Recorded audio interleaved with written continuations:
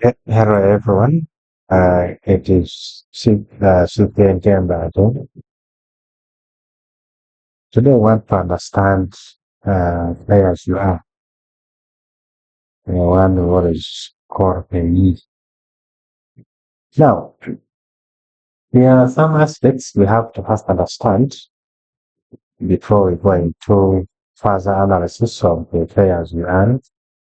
One, we need to first understand that PAYE is the withholding tax that is inherent at the source. Also, we also need to understand that is paid by people engaged in employment. The employer acts as a withholding agent by default. So this means that if you are employed, the employer will withhold this pay as you earn by default. So if you have a company and you have employees, by default you are a withholding agent. It is computed on the gross pay of the employee, deducted and remitted to URA by the employer.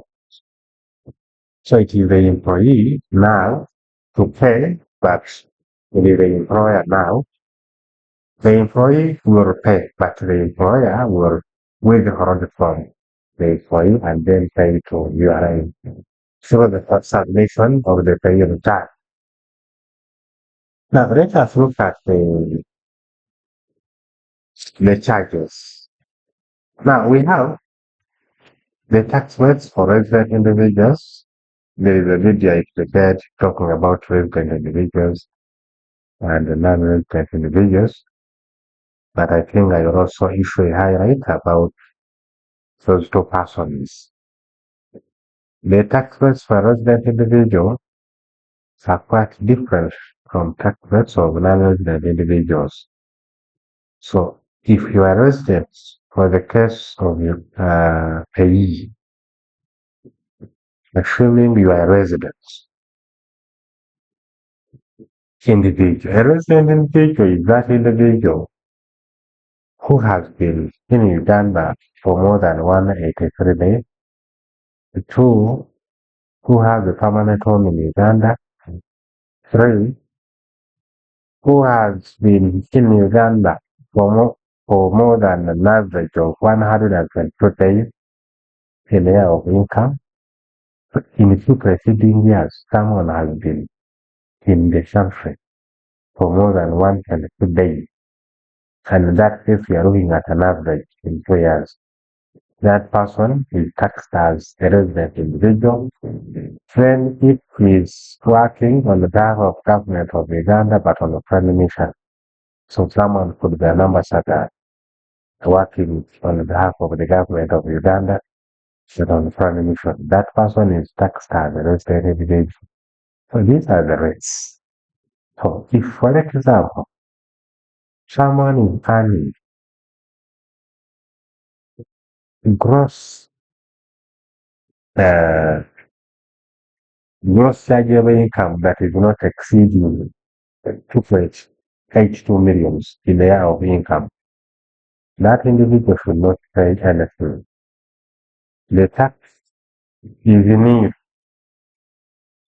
But if an individual is a registered individual and is earning between 2.8 to 4.02 million, in that case, the tax rates 10% of the amount by which chargeable income exceeds 2.82 million. Meaning, let's assume you are earning for the year, let's assume you are earning 4 million. We can total up all the money you have received throughout the year and they are totally into 4 million. We get 10% times 4 million minus 2.82 million. What we get is what we should pay as tax. Or that is what the employer should withhold from your gross. But also we have the category that are earning between 4.02 to 4.94 million. So in the brackets here I had to put there the monthly payments. then you put it in yellow, such that they can understand the monthly payments. In this case, you're earning between 35,410,000.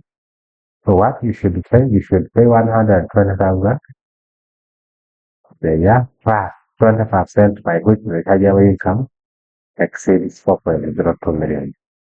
So assuming you are earning, let's assume you are earning 350 per month. So the amount that you should pay is computed by getting 10,000 plus 20% times 350 minus 335,000. So what we get is what we should pay as fair as we are at the end of the month. But also we have another category. If you're exceeding 4.02 for a year, but not exceeding 410, I mean 4.92. So for a month it's 335,000, but not exceeding 410. In that case, you pay, yes. In that case, you pay 10%. I mean, 10,000 plus 20% of which the amount of the amount by which the caregiving can exceed 4.02 million. But if you earn above 10 million, meaning where the caregiving income of an individual exceeds 120 million, meaning for the monthly basis you earn 10 million, an additional 10% is charged on the amount by which caregiving income exceeds 120 millions. So in that case, if your monthly earnings are above 10 million, there is an additional 10% that is charged on the amount by which the chargeable income exceeds 10 millions. So that is what it means. Now, for non-resident individuals, the tax rates are here. If your earnings are above 4.02, first, if you are not exceeding that, you pay 10%. If you are exceeding 4.02 but not exceeding 4.92, in that case you pay 402,000 plus 20% of which the amount by which the taxable income exceeds 4.02 million. And if your earnings are exceeding 4.92, it means that you have to pay 582,000 to 30% of the amount by which the taxable income exceeds 4.92 million. And if where the taxable income of a non-resident individual exceeds 120 million, in that case the additional 10% is the charge of the amount by which the taxable income exceeds 120 million. So in that case, in the next video, we shall look at a practical scenario looking at a non-resident individual and a resident individual engaged in employment, and we look at all the benefits. We see how do we compute pay as you earn based on these tax rates. If you find this video useful, kindly like, but also share and feel free such that we can get liberated from huge taxes by understanding the principles in return.